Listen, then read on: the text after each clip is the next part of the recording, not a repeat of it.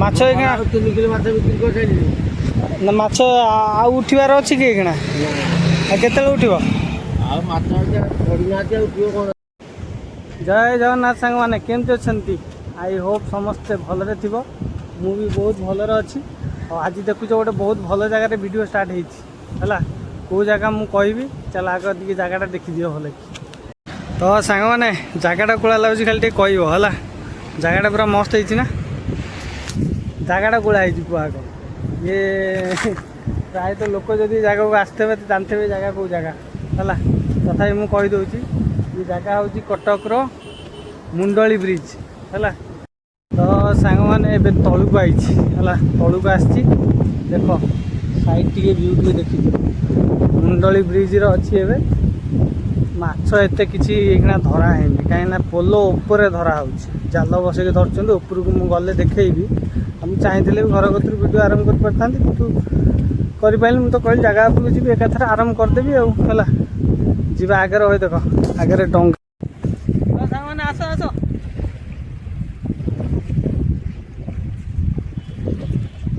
ଏଇଟା ହେଇଗଲା ମୁଣ୍ଡୁଳି ବ୍ୟାରେଜ୍ ହେଲା। ଆମେ ଏ ଜାଗାକୁ ଆସିଥିଲୁ ପାଣି ଯେତେବେଳେ ହେଇଥିଲା, ବଢ଼ି ପାଣି, ସେଇ ଟାଇମ୍ରେ ଆସିଥିଲୁ। ଆମେ ଯେଉଁଟା ମାଛ ନେଇଥିଲୁ, ଆଜି ବି ଆସିଛୁ। ଦେଖାଯାଉ କେଉଁ ଭଳିଆ ମାଛ ମିଳୁଛି। ସେ ପୋଲ ଉପରେ ମାଛ ମିଳିବ। ଦେଖା ଗୋଟେ ପୋଲ, ସେ ପୋଲ ଉପରେ ଜାଲ ବସେଇ ମାଛ ଧରୁଛନ୍ତି। ମାଛ ନେବା ବାକି ରହିଲା ଏଇ ଜାଗାରେ ଲୋକ ସମୟ ଥିଲା ମାଛ ଧରୁଥିଲେ ଜାଲ ପକେଇକିରି ପ୍ଲସ୍ ବନିଶି ପକେଇକି। ତାପରେ ବାକି ରହିଲା ଡଙ୍ଗା। ଡଙ୍ଗା କାହିଁକି ଥୁଆ ହେଇଛି? ଡଙ୍ଗା ଥୁଆ ହେଇଛି ମଝିରେ ଯେଉଁ ଜାଲ ପକାନ୍ତି, ତମେ ତ ଜାଣିଥିବ, କହିବି କ'ଣ? କହିଦେଲା ମାନେ ତାର ଆଡ଼ୁ ସାଡ଼ୁ କଥା ବୁଝିବ ମତେ।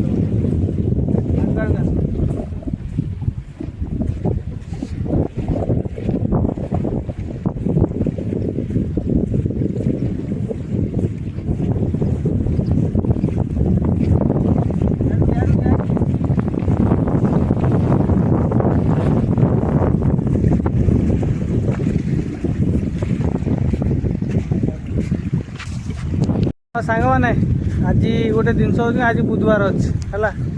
ସେଥିପାଇଁ ମୁଁ ପଳେଇ ଆସିଲି ଟିକେ ଯିବା, ଟିକେ ମୁହଁ ମାରି ଦେଇକି ଆସିବା ଯଦି କ'ଣ ମାଛ ମିଳିବ। ଶୀତ ଦିନ ପୋଲ ଉପରେ ଜାଲ ବସଉଛନ୍ତି, ସେଇଠୁ ଆମେ ଯାଇକି ଯାହା ଯେତିକି ନେବା, ଏଠି ଟିକେ ବୁଲାବୁଲି କରିଦେବା, ତାପରେ ଯାଇକି ନେବା ହେଲା। ଚାଲ ଯେଉଁ ଉପରେ ଏକାଥରେ ଦେଖା ହେବା। ପୋଲ ଉପରେ ଖରା ମାନେ ଭୟଙ୍କର ଖରା ଆଗରେ ହେଲା।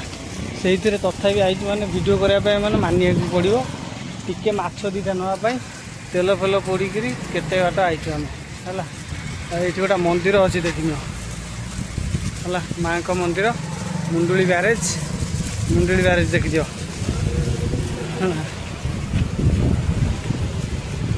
ମାନେ ମୁଣ୍ଡୁଳି ବ୍ୟାରେଜ୍ ହେଲା। ଏବେ ଯିବା।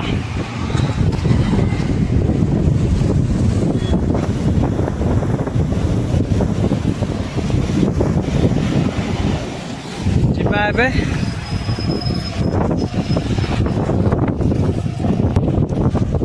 ଚାଲ ଚାଲ ତ ସାଙ୍ଗମାନେ ଦେଖିନିଅ, ମୁଣ୍ଡୁଳି ବ୍ୟାରେଜ୍ରୁ ଏବେ ଅଲବିଦା ନେବା।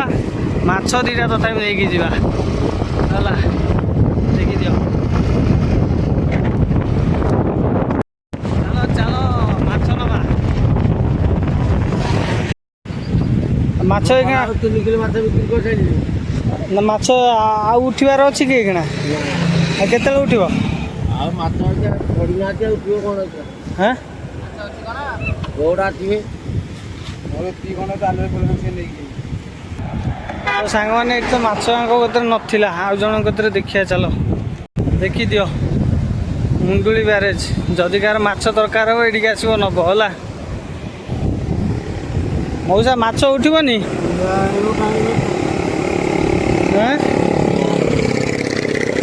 କେତେବେଳେ ଉଠେଇବ? କେତେବେଳେ?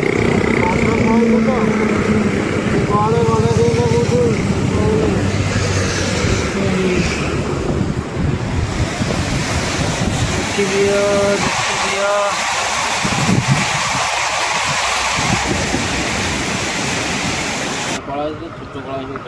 ହଁ ବଡ଼ ପଡ଼ନି? କଣ୍ଟିଆ ଅଛି, ଗୋଟେ ଘଣ୍ଟା ଲାଗେ କଣ୍ଟିଆ। ନା କଣ୍ଟିଆ ଗୁରା ନେଇକି ଲାଭ କୋଉଟା ନା ହେଲା ଯେ ଏତେ ସ୍ୱାଦ ଏତେ ନାହିଁ। ସେଗୁଡ଼ାକ ମୁସିଆଳି ଗୁଡ଼ାକ ବା ସ୍ୱାଦ ନାହିଁ। ହଁ ମୁସିଆଲା ଖାଉଛି ଏ ଛୋଟରେ ଜମା କିଛି ନାହିଁ।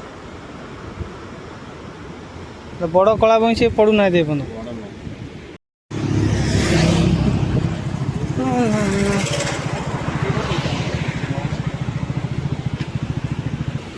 ମୁଁ 500 ମାଛ ଦେଲି ମୋତେ କହୁଛନ୍ତି 30 ଟଙ୍କା 500 ପରେ ମାଛ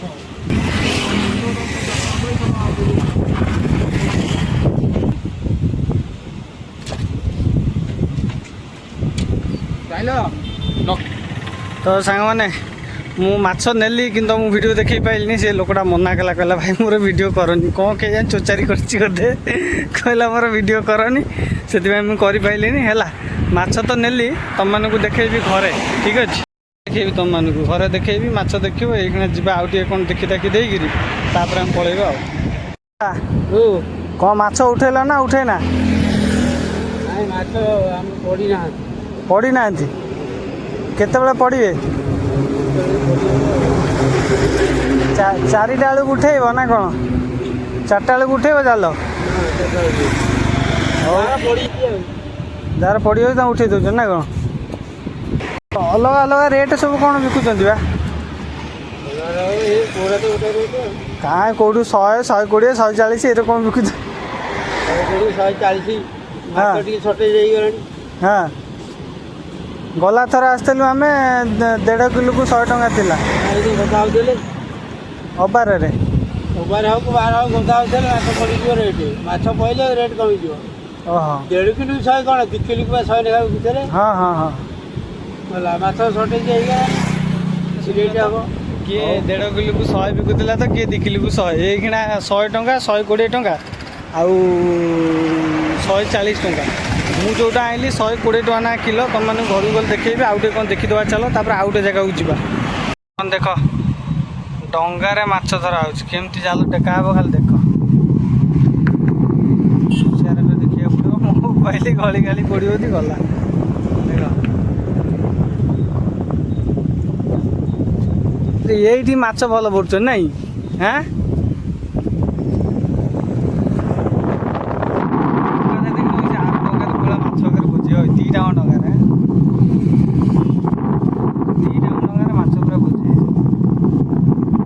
ଟେକ ଜଲ୍ଦି ଟେକ। ଆମ ଦର୍ଶକ ସେପଟେ ବ୍ୟସ୍ତ ହେଲେଣି ଦେଖିବେ ବୋଲି। ଦେଖ ଦେଖ ଦେଖ ଦେଖ,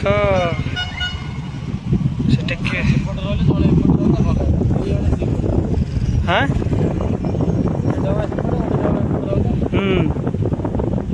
କିନ୍ତୁ ଆଙ୍କର ଡେଲି ଟଙ୍କା 2-4 ହଜାର ଲେଖା ଇନକମ୍ ହେଇଯାଉଥିବ ନାଇଁ? ହଁ ହଁ, ମୁଁ ଲକ୍ ମାନେ ସାଂଘାତିକ ଲଗେଇ ଦେଇଛି। କେମିତି କଷ୍ଟରେ ସେ ଉଠଉଛନ୍ତି ମୁଁ।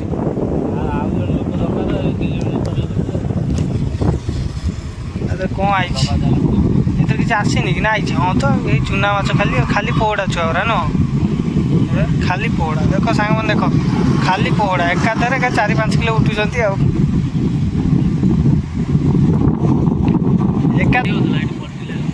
ସାଙ୍ଗମାନେ ଗୋଟେ ଫଟେଇଦେବ, ଜାଲ ଫଟେଇଦେବ। ଚିତଳ ମାଛ ମାନେ ଏଇଟା ତଥାପି ଯେତିକି ବଡ଼ ପଲଟିଲା 5 କିଲୋ ଉପରେ ହେବ, 5 କିଲୋ ଉପରେ।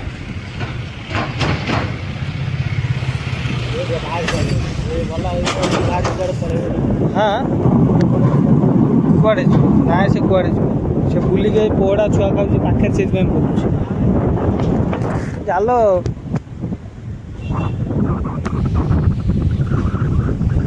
ଟେକ ଟେକ ଟେକ ଟେକ, ଚିତଳ ଆସିବ ଟେକ।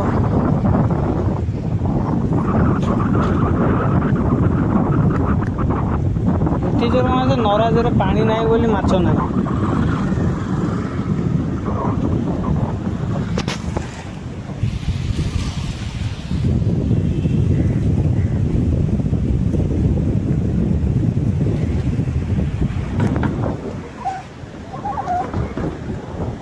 ଥରକରେ 5 କିଲୋ, ଥରକରେ 5 କିଲୋ। ଦେଖୁଛ ମୋ ସାଙ୍ଗମାନେ କୁଆଡ଼େ ଡେଉଁଛନ୍ତି ଦେଖ ଖାଲି। ଏଇ ଦେଖ, ଏକାଥରେ ଛେକେ। ଯେତେ ଖାଇବା କଥା ଖାଅ, ଯାହାର ଦରକାର ମୁଣ୍ଡୁଳି ବ୍ୟାରେଜ ପଳେଇ ଆସିବ। ମାଛ ପୁରା ଶସ୍ତା। କେଉଁଠି ବଇଛି? କଚିମ? ହଁ ଦେଖାଗଲା, କଚିମ ହୋଇ ବଇଛି। ଦେଖ ସାଙ୍ଗମାନେ, କଚିମ କଚିମ କଚିମ। କେତେ ବଡ଼ କଚିମଟେ ଦେଖ ଦେଖ ଦେଖ ଦେଖ ବଗ ପାଖରେ କଚିମ ବଇଛି ଦେଖ। ଏଇ ବଗ ବି ଗଲା ତା କତି ପଚାରିବ ତା ହାଲଚାଲ କ'ଣ ହେଇକିନା ବଗ ଗଲା।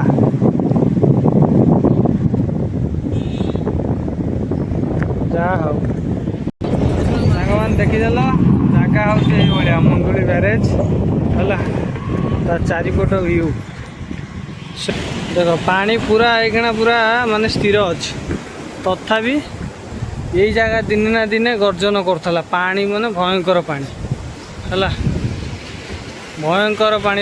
ବର୍ତ୍ତମାନ ଆମେ ବିଦାୟ ନେବା ଏଠୁ ମୁଣ୍ଡୁଳି ବ୍ୟାରେଜରୁ ବିଦାୟ ନେବା ଗୋଟେ ଜାଗା ଅଛି ଯିବା କ'ଣ ସେଟା ମୟୂର ପାର୍କ ଦେଖିବା ମୟୂର ଅଛନ୍ତି କି ନାହିଁ ଯଦି ସେଠି ନଥିବେ ତାହେଲେ ପଳେଇ ଆସିବା ଠିକ୍ ଅଛି ଚାଲ ସେଠିକି ଯିବା ଟିକେ ଦେଖା କରିବା କ'ଣ ହେଉଛି କ'ଣ ନାହିଁ ତାପରେ ଆମେ ଘରକୁ ଯିବା ଘରେ ଦେଖେଇବା ଯାଏ ମାଛ କ'ଣ ମୁଁ ଆଣିଛି ତାପରେ ଘରେ ଦେଖିବା ଆଉ ହେଲା ଚାଲ।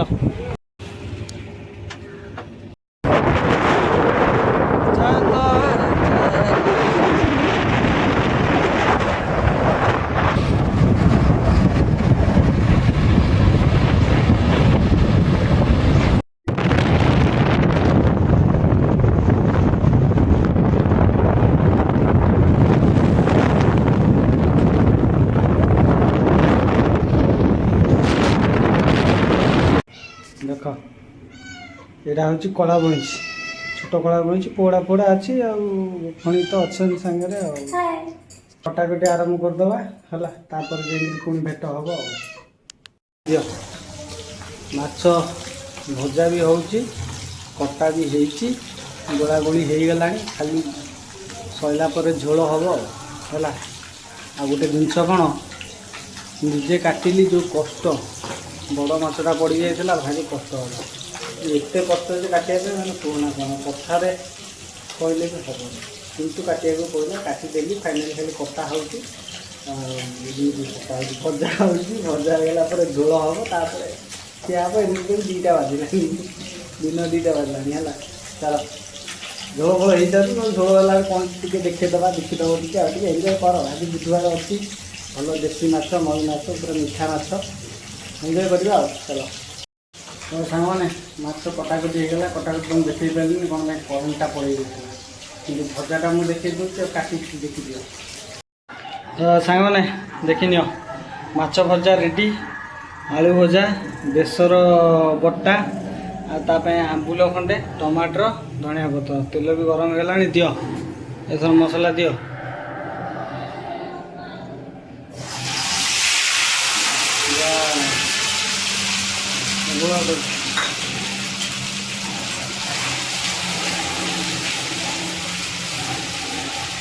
କେଉଁ ଆଇଟମ୍ ହେଉଛି এটা হচ্ছে বেসর মাছ ঝোল তারপরে আম্বুল ବି ଖଣ୍ଡେ ପକେଇ ଦେଇଛି ହେଇସାରୁ ଖାଇଲା ବେଳେ ପୁଣି ଦେଖାହେବ କାହିଁକିନା ରୋଷେଇରେ ଜମା ଡିଷ୍ଟର୍ବ କରିବାଟା ଭଲ ନୁହେଁ ତରକାରୀ ନଷ୍ଟ ହେଇଯିବ ଖାଇଲା ବେଳେ ଦେଖାହେବ।